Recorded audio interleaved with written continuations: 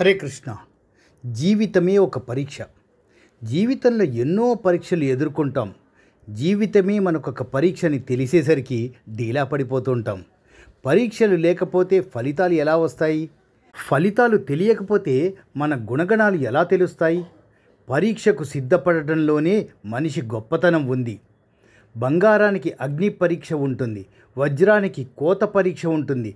జ్ఞానం పొందాలంటే అడుగడుగునా పరీక్షలకు సిద్ధపడాలి. బ్రతుకులో ఈ పరీక్షల తాకిడి ఏమిటని చాలామంది బాధపడతారు. పరీక్ష లేకుండా ఉత్తీర్ణత సాధించాలనుకుంటారు. చిన్న చిన్న పరీక్షలు రాస్తూ ఒక్కసారిగా పెద్ద పరీక్ష రాస్తాం. విజయం సాధించినప్పుడు మన కళ్ళలో సంతోషం, హృదయంలో ఆనందం వద్దన్నా కలుగుతాయి. మళ్ళీ మళ్ళీ విజయాలు సాధించడానికి పరీక్షలు ఎదుర్కొంటాం. పక్షికి తుపాను పరీక్ష, పాముకు గద్ద పరీక్ష. నన్ను పరీక్షించకు దేవా, నీ పరీక్షలు తట్టుకోలేను అని భక్తులు భగవంతుడికి మొరపెట్టుకుంటూ ఉంటారు. పరీక్షలు నలిపేస్తాయి. తడిగుడ్డ పిండినట్లుగా మనుషులను పిండేస్తాయి.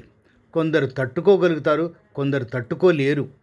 పరీక్షాకాలంలో మనకు సరైన మార్గదర్శకత్వం ఉండాలి. అవగాహన చేసుకోగలిగే మంచి మేధ ఉండాలి. ఓర్చుకోగలిగే హృదయం ఉండాలి. పరీక్షాకాలంలో భగవంతుడు మనిషికి తప్పక సహాయం చేస్తాడు. అదేమిటి, పరీక్షలు భగవంతుడే కదా పెడతాడు, మళ్ళీ ఆయనే రక్షిస్తాడా అని సందేహం కలుగుతుంది. నిజానికి దేవుడు పరీక్షలు పెట్టడు. మనం చేసిన మంచో చెడో మన ముందుకు వచ్చి పరీక్షల రూపంలో నిలబడతాయి. వాటిని అనుభవించి తీరాలి. ఆ బరువులు మొయ్యడానికి తట్టుకోలేక గోల పెడుతుంటే దైవం సహాయం చేస్తాడు. ధర్మరాజు జూదం ఆడాడు, అందరినీ రాజ్యాన్ని ఓడిపోయాడు. అరణ్యవాసం, అజ్ఞాతవాసానికి సిద్ధపడ్డారు పాండవులు. ఎన్నో కష్టాలు, ఎన్నో బాధలు, అదంతా ఒక పరీక్షగా తీసుకున్నారు. శ్రీకృష్ణుడి సహాయంతో గట్టెక్కారు. కష్టాలు రాకుండా ఉండవు, పరీక్షలు లేకుండా ఉండవు. సహాయం చేసే చెయ్యి మన వెనుక ఉందన్న ధీమా నిలబెడుతుంది, గెలిపిస్తుంది. జీవితం అన్నదే ఒక పరీక్ష అని తేలిపోతే చాలా సుఖంగా ఉంటుంది. దాన్ని విజయవంతంగా ఎదుర్కోవడానికి అన్ని శక్తియుక్తులతో మనిషి ఒక ఖచ్చితమైన ప్రణాళిక సిద్ధం చేసుకుంటాడు. ఆట ఆడాలి.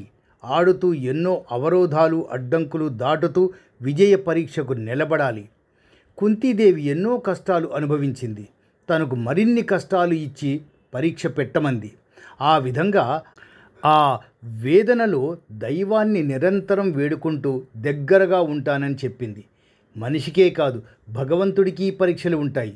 దైవాన్ని నమ్మని మనిషే భగవంతుడికి ఒక పెద్ద పరీక్ష. అతడిని తన వైపు తిప్పుకోవడానికి ఎన్నో హృదయానుభవాలు కలిగిస్తాడు. నమ్మని మనిషి అవన్నీ కాకతాళీయంగా జరుగుతాయని కొట్టిపారేస్తూ ఉంటాడు. నమ్మిన వాడి గురించి దైవం పట్టించుకోకపోయినా పర్వాలేదు, నమ్మని వాడితోనే పెద్ద చిక్కు. ఒక్కోసారి దేవుడే మనిషి రూపంలో దిగివచ్చి కొంతమంది మనుషులను మార్చిన ఉదంతాలు కూడా వినిపిస్తుంటాయి మనకి. ఇంతకు మించి దైవానికి పరీక్ష ఏమన్నా ఉంటుందా? సర్వే జనా సుఖినో భవంతు, లోకా సమస్తా సుఖినో భవంతు, శుభం భూయాత్. హరే కృష్ణ.